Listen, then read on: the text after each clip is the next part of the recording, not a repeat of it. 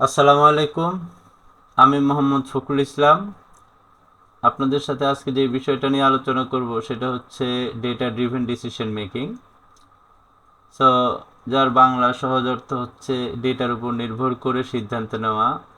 এটা যে কোনো কোম্পানি অথবা ছোট বড় যে কোনো ব্যবসা প্রতিষ্ঠানের ক্ষেত্রে খুবই গুরুত্বপূর্ণ একটা বিষয়।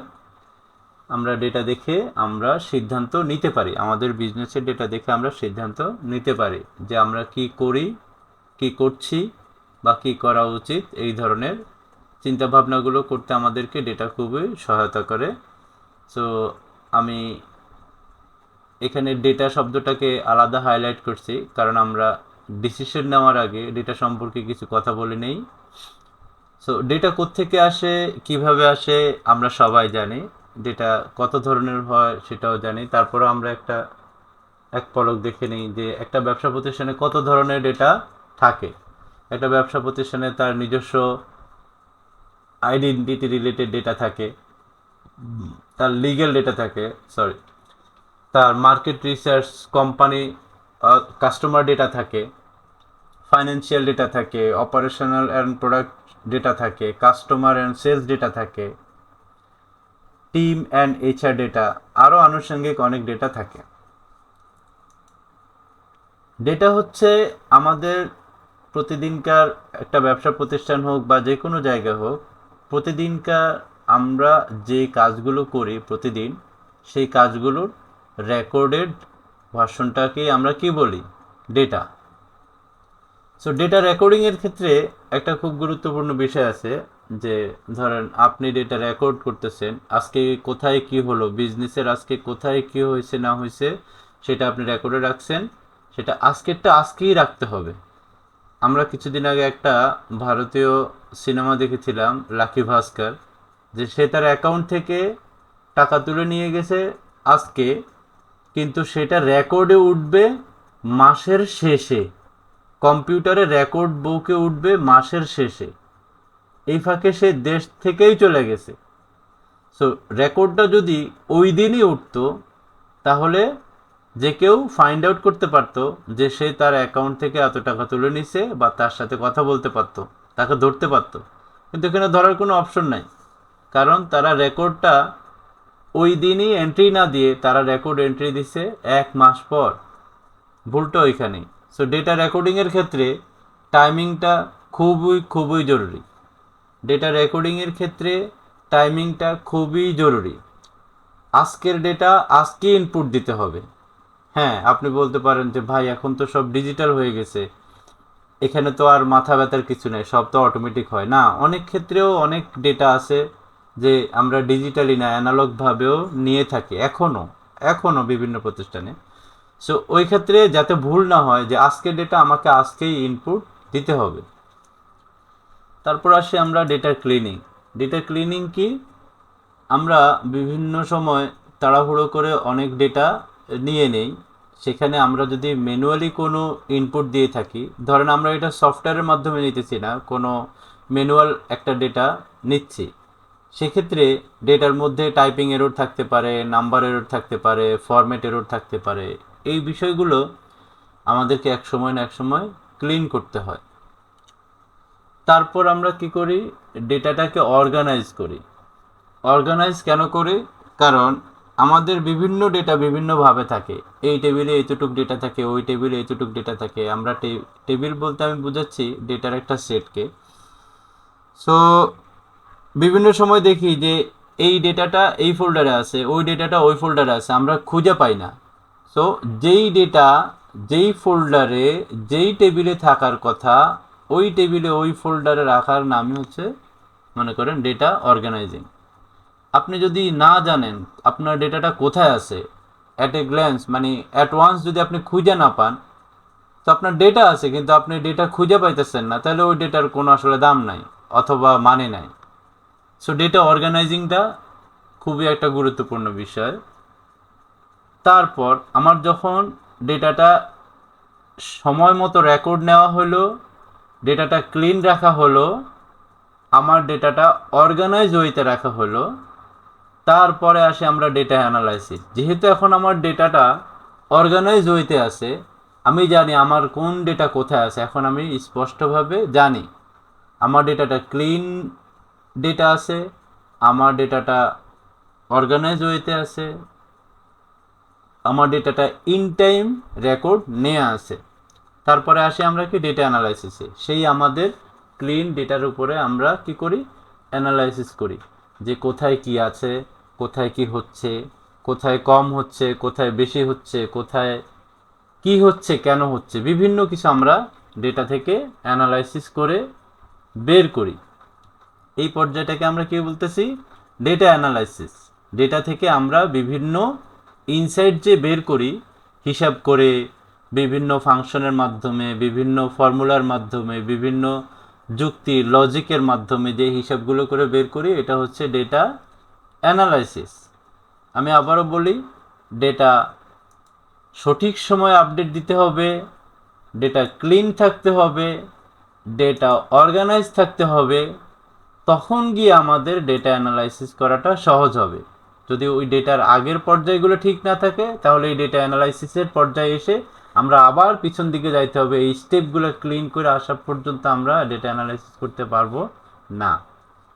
তারপর ডেটা অ্যানালাইসিস করে যখন আমরা বিভিন্ন ইনসাইট পাইলাম, বিভিন্ন তথ্য পাইলাম, সেই তথ্যটা আমরা নাম্বার আকারে রাখি না সবসময়, আমরা পার্সন টু পার্সন ভ্যারি করে। যেমন ধরেন আমি যখন অ্যানালাইসিস করে বের করি, আমার তখন এটা একটা নাম্বার আকারে আসে, কিন্তু আমাদেরকে সেটাকে কি করতে হয়, একটু ভিজুয়ালি প্রেজেন্ট করতে হয়, সেইটাকে আমরা বলি ডেটা ভিজুয়ালাইজেশন। কারণ আমরা তো কোম্পানির সুপিরিয়রদেরকে, ডিরেক্টরদেরকে অথবা কোম্পানির মালিককে তো আমি একটা এত বড় একটা ডেটা টেবিল নিয়ে হাজির হইতে পারবো না তার সামনে, যে দেখেন এই এই এই ইনসিডেন্ট হয়েছে অফিসে। সে তো এত নাম্বার পড়ার তো তার টাইম নেই।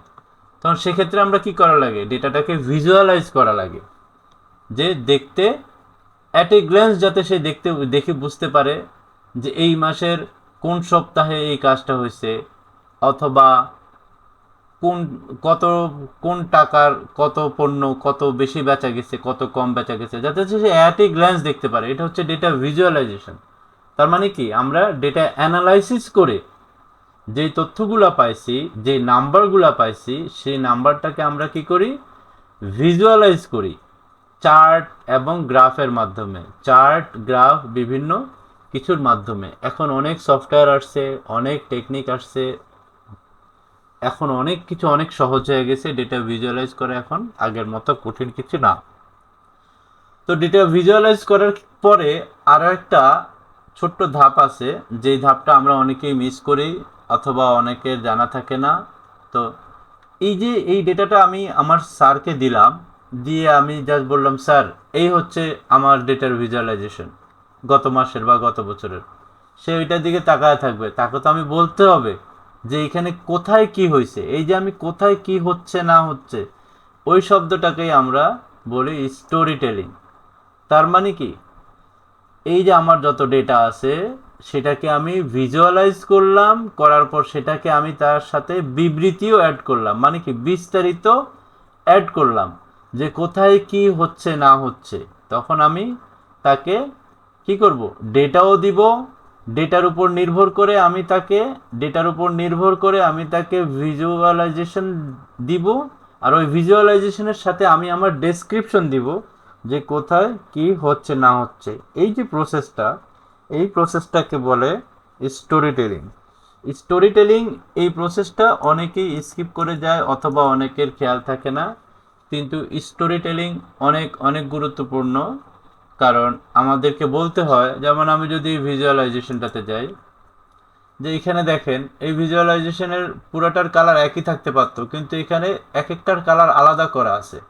ইভেন এই সবচেয়ে ছোট যেই বারটা, এই ছোট বারটার কালার রেড করা আছে। তার মানে কি, এখানে একটা স্টোরি আছে যে এই বারটা ছোট কেন।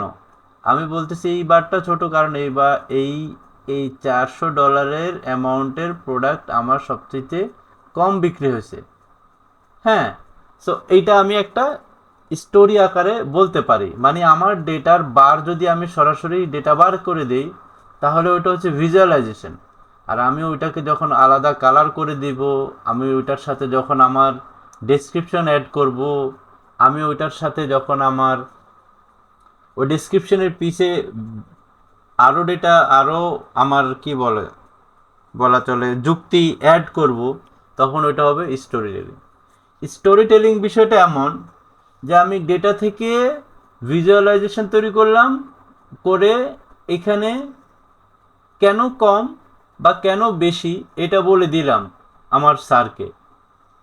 তাহলে এটা স্টোরি টেলিং না, এখানে আরও একটু আছে যে এটা কেন কম, আর ওইটার জন্য কোনটা কোনটা দায়ী, বা কি কি করলে এটা কম হইতো না, অথবা কি কি করলে এটা বেশি হইতে পারতো, ওই সমস্ত কিছু যখন আমি এক্সপ্লেন করি, তখন সেটাকে বলে ডেটা ড্রিভেন স্টোরি টেলিং বা স্টোরি টেলিং। মানে ডেটার স্টোরি টেলিং, আমি ডেটার সম্পূর্ণ ইতিহাসটা তাকে তুলে ধরছি। যখন আমি ডেটার এই উপর নির্ভর করে এই সম্পূর্ণ ইতিহাসটা তুলে ধরছি আমার মালিককে, অথবা আমার কোম্পানির মালিককে, অথবা আমার সুপিরিয়রকে সম্পূর্ণ বিষয়টা তুলে ধরতে পারছি, এটার শর্টকামিংস অথবা এটার পসিবিলিটিস সব কিছু যখন আমি তুলে ধরছি, তখন গিয়ে সে ডিসিশন মেক করতে পারবে আমি এখন কোন দিকে যাব। তখন আমার সুপিরিয়র, আমার ম্যানেজার, আমার কোম্পানির মালিক, তখন সে ডেটার উপর নির্ভর করে ডিসিশন নিবে, আচ্ছা ডেটা যদি এগুলো বলে তাহলে আমাকে কোন দিকে যাওয়া উচিত, আইদার ডানে অথবা বামে, আমার খরচ বাড়াতে হবে অথবা কমাতে হবে, লোক বাড়াতে হবে অথবা কমাতে হবে, কাস্টমার আরও খুঁজতে হবে, অথবা এখন যে কাস্টমার আছে তাদেরকে আরও ভালোভাবে সার্ভ করতে হবে। এই ডেটার উপর নির্ভর করেই আমাদের এই ডিসিশন মেকিং প্রসেসটাতে আমরা এই পর্যন্ত আসি। সো এই জার্নিটাকে আমি ছোট্ট একটা চার্ট আকারে রাখছি এখানে। যেমন ধরেন আমরা শুরু থেকেই কি বলছিলাম, আমাদের ডেটা লাগবে, ডেটাটা রেকর্ড করতে হবে অ্যাকর্ডিংলি সময় মতো, তারপর আমাদের ডেটাটা ক্লিন থাকতে হবে এবং অর্গানাইজ থাকতে হবে। আমাদের তারপর কি করতে হবে, ডেটা অ্যানালাইসিস করতে হবে। সেই ডেটার অ্যানালাইসিসের পর আমাকে কি করতে হবে, ডেটা ভিজুয়ালাইজেশন তৈরি করতে হবে। সেই ভিজুয়ালাইজেশনের উপর নির্ভর করে আমাকে একটা স্টোরি টেলিং তৈরি করতে হবে, যে এখানে কি হচ্ছে না হচ্ছে, কোন কারণে হচ্ছে, কি করলে হতো কি করলে হতো না, একটা স্টোরি টেলিং তৈরি করতে হবে with every valid reason and logic. তারপর সেই স্টোরি টেলিংয়ের উপর অথবা সেই ভিজুয়ালাইজেশন অথবা সেই প্রেজেন্টেশনের উপরেই আমার সুপিরিয়র অথবা আমার ডিরেক্টর অথবা আমাদের কোম্পানির মালিক ডিসিশন নিতে পারবে যে এখন আমাদের কি করা উচিত। এটা একটা সাইকেল, এটা চলমান সাইকেল, ডেটা থেকে শুরু করে ডিসিশন মেকিং, আর এটা চলতেই থাকে। কেমন চলতে থাকে, আমরা যখন মান্থলি মিটিং করি অথবা কোয়ার্টারলি মিটিং করি, তো একটা কোয়ার্টার যখন শুরু হয় তখন ডেটা জেনারেট হয়, হয়ে আস্তে আস্তে আস্তে আস্তে আস্তে আস্তে আস্তে আস্তে কোয়ার্টার শেষে এটার উপরে মিটিং হয়, তার উপরে ডিসিশন তৈরি করা হয়, তার উপরে ডিসিশন নিয়ে পরবর্তী ধাপের জন্য আবার সাইকেলটা শুরু হয়ে যায়। এভাবে এটা চলতেই থাকে। এই হচ্ছে ডেটার জার্নি। প্রত্যেকটা কোম্পানিতে, প্রত্যেকটা অর্গানাইজেশনে, প্রত্যেকটা কোম্পানির প্রত্যেকটা ধাপে, প্রত্যেকটা ডিপার্টমেন্টে ডেটা জেনারেট হচ্ছে, আর ওই প্রত্যেকটা ডিপার্টমেন্টেরই নিজস্ব এই সাইকেলটা আছে। এমন না যে এই সাইকেলটা পুরো কোম্পানির জন্য কাজ করে, এই সাইকেলটা প্রত্যেকটা ডিপার্টমেন্টের জন্যও কাজ করে। প্রত্যেকটা ডিপার্টমেন্ট তার নিজের ডিপার্টমেন্ট সম্পর্কে ডিসিশন নেওয়ার ক্ষেত্রেও এই সেম সাইকেল, মানে এই সাইকেলটা সবার জন্য, শুধু যে সম্পূর্ণ কোম্পানির জন্য তা না, কোম্পানির প্রত্যেকটা ডিপার্টমেন্টের জন্য এটা প্রযোজ্য। এবার ফাইন্যান্স হোক, এইচআর হোক, অ্যাডমিন হোক, প্রোডাকশন হোক, যে কোনো পর্যায়ে হোক, এই সাইকেলটা সবার জন্য প্রযোজ্য। আমি আজকে এটা আমার প্রথম ভিডিও, আমি আশা করি আপনাদেরকে কিছুটা হলেও ডেটার এই জার্নিটা বুঝাইতে পারছি, যে ডেটা থেকে ডিসিশন মেকিং মানে ডেটা ড্রিভেন ডিসিশন মেকিং কথা যদিও একটা, যে ডেটার উপর নির্ভর করে ডিসিশন তৈরি করা, ডিসিশন নেওয়া, কিন্তু এই কথার মাঝখানে অনেক কিছু আছে, এই কথার মাঝখানে অনেকগুলো ধাপ আছে। সো এই বিষয়টা আমি আশা করি আপনাদের সামনে তুলে ধরতে পারছি। আগামী পর্বে ইনশাল্লাহ আমি চেষ্টা করব আপনাদেরকে প্র্যাকটিক্যাল কাজ করে দেখাতে। আগামী একটা পর্বে না, অ্যাকচুয়ালি আগামী কয়েকটা পর্বেই আমি আপনাদেরকে কিছু প্র্যাকটিক্যাল কাজ করে দেখাবো। এ সম্পর্কিত আরও এই প্রত্যেকটা ধাপ সম্পর্কে আমি বিস্তারিত আলোচনা এবং বিস্তারিত ভিডিও তৈরি করে আপনাদেরকে দেখাবো। এই data record, data cleaning and organising, data analysis, data visualisation, story telling, এই সব কিছু আমি আপনাদেরকে আলাদা আলাদা ভিডিও তৈরি করে দেখাবো। সে পর্যন্ত সবাই ভালো থাকেন, আমার জন্য দোয়া করবেন। আর কারো যদি কিছু জানার থাকে অবশ্যই আপনারা কমেন্টে জানাবেন আমাকে, আর অবশ্যই আমাকে ফিডব্যাক দিবেন যে আমার আজকের প্রেজেন্টেশনটা কেমন হয়েছে, অথবা আপনাদের এখানে কোনো কিছু যদি আরও জানার থাকে কমেন্ট করে জানাবেন। সবাই ভালো থাকবেন। আসসালামু আলাইকুম, দেখা হচ্ছে আগামী পর্বে। আল্লাহ হাফেজ।